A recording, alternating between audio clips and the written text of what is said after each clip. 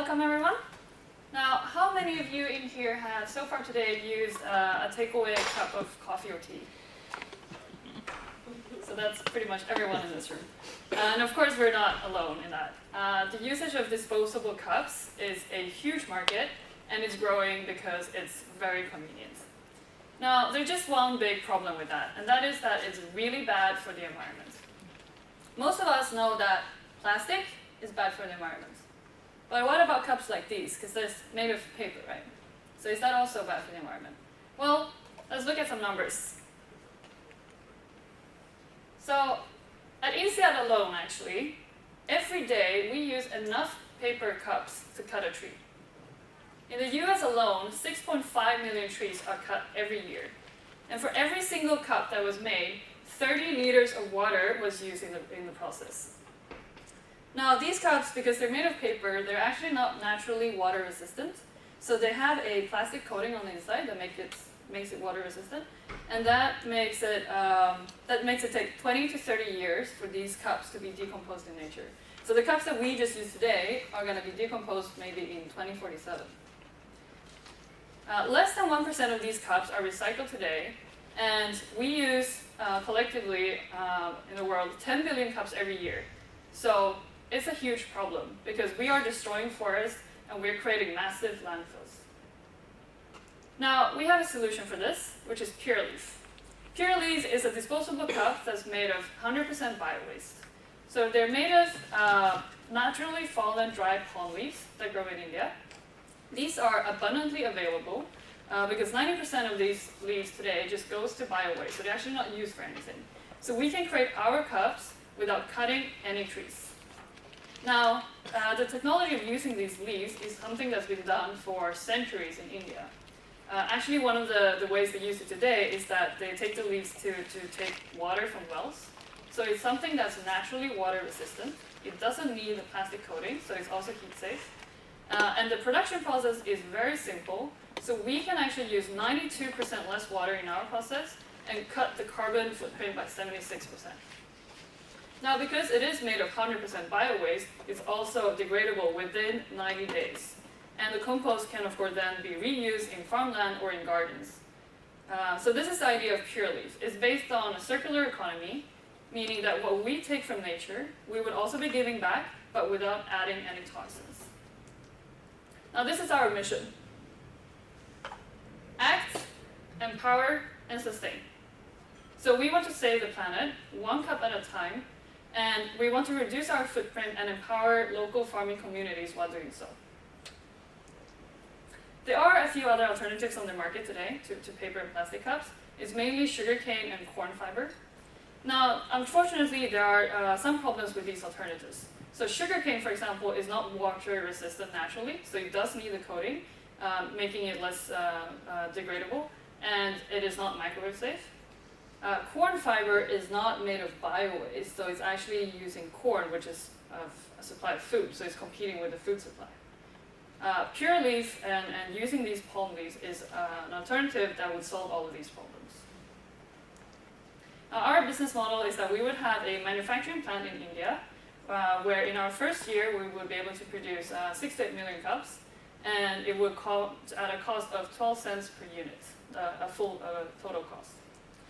We will be launching by selling in the UK market in London, where the Go Green movement is very strong. There's a lot of affluent people, so there's a high willingness to pay, and we're going to charge a price of 25 cents per unit. Now, the social side of our company is very important.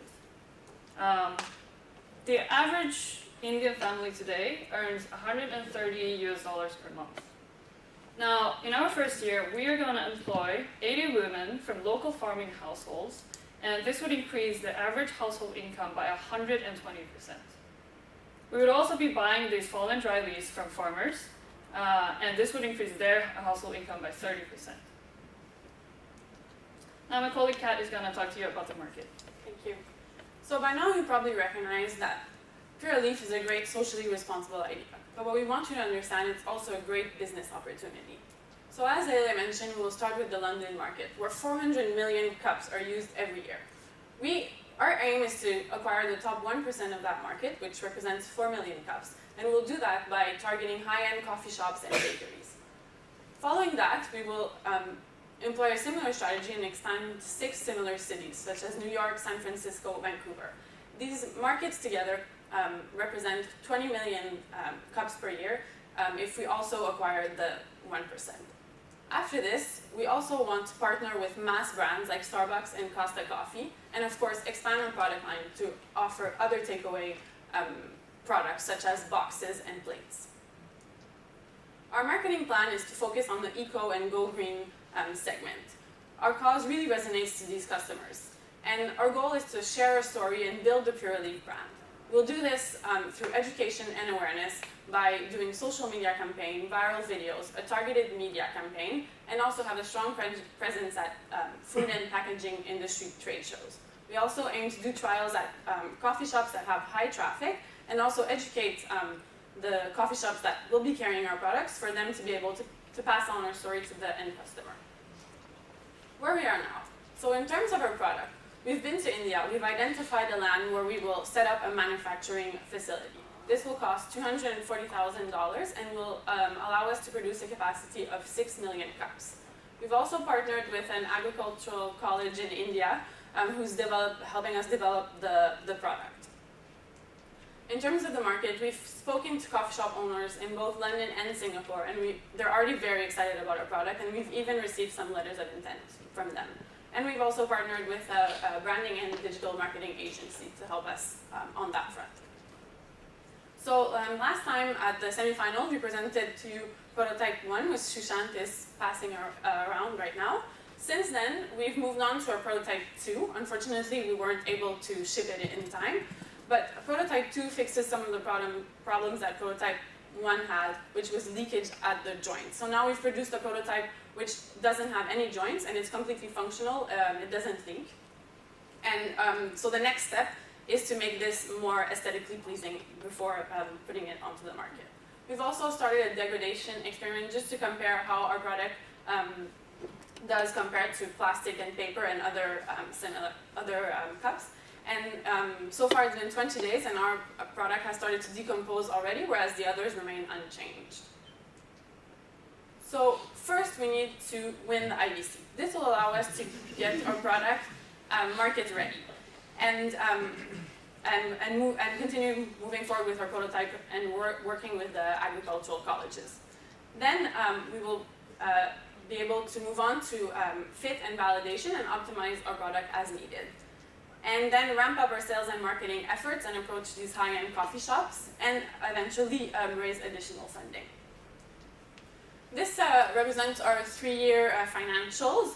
What's important to note is that we plan to be profitable in our first year, and we will then invest most of our profits back into the company in order to increase our capacity. In the interest of time, I'll just highlight a few numbers. So as I said, 90% of our profits will be reinvested in Puraleaf. Our break-even is 1.8 million cups, which may seem like a lot, but it actually only represents 10 coffee shops. So that's very achievable in our first year. And within 5 years, we will have 9.3 million in revenues, which would make us a big enough size to partner with packaging giants such as WestRock and Amcor, who themselves are looking to innovate because of the EU regulation that states that they will ban all plastic disposables by 2020. So our team is very diverse. We have varied experience in finance, marketing, operations, and we have the skills needed to make Puraleaf successful. We also have a strong advisory board, which includes INSEAD professors, food and packaging industry experts, as well as business model advisors. So this is us in our 5th and final period at INSEAD. And we've been working on this for 5 months. We've put in over 1,000 hours. And our next step is to move to London, incorporate the business. And we're very excited to launch Puraleaf and save the planet 1 cup at a time. Thank you.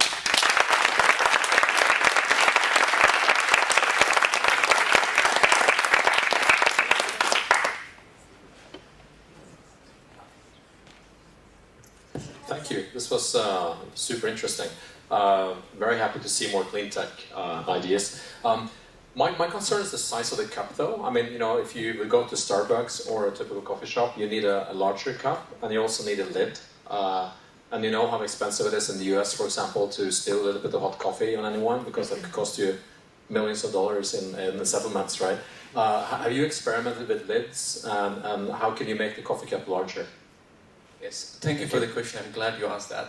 So, as Kat mentioned a brief moment ago, our next immediate steps is to get the product ready for the market. At the moment, our prototypes are to make sure it's functional, it holds water. In fact, I have a 20-second clip which I can show you.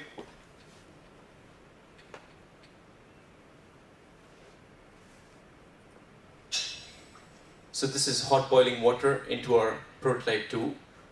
And we want to just showcase that it has 0 leaks at the moment. So at the moment we are functionally ready. We need to get aesthetically ready, for which we need to fund more into research. At the moment we have spent approximately $15,000 US into research, and probably we need another 20,000 to fund. And in case of the lid, coming back to the cup, it's 4 centimeter tall. That's how usually prototypes are done. And then we would increase into 8 centimeters to make it viable for the market.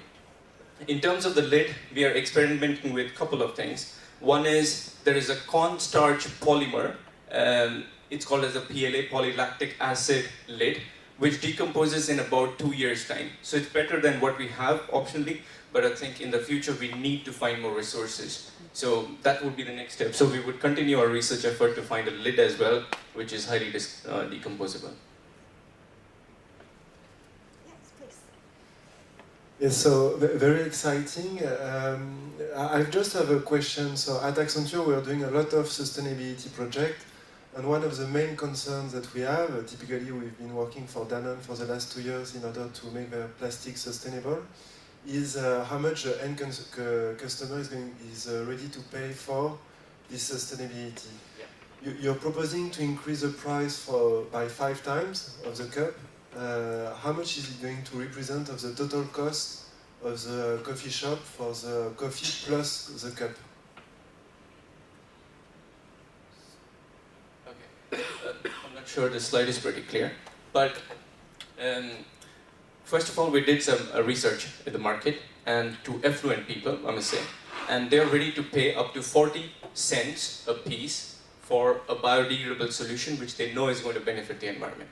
The second thing is, we looked at the market. Now that is a biodegradable plate which is made out of the same product right now, and it sells in the market at 40 cents a piece. So there are people out there who are already buying it, and people are, there is about 1.5 million products being sold today in the market. That's plates, not cups though. So the market is already there. People are already ready to pay, and especially in the bigger metropolis, which Catherine mentioned, there is huge demand for this particular thing. My question was, how much are you going to increase the cost of the product by? Oh, yes. So currently the paper one is for about 6 to 7 cents a piece, whereas we are going to be producing it in 12 cents a piece, and we are hoping to charge the coffee shops around 25 cents a piece.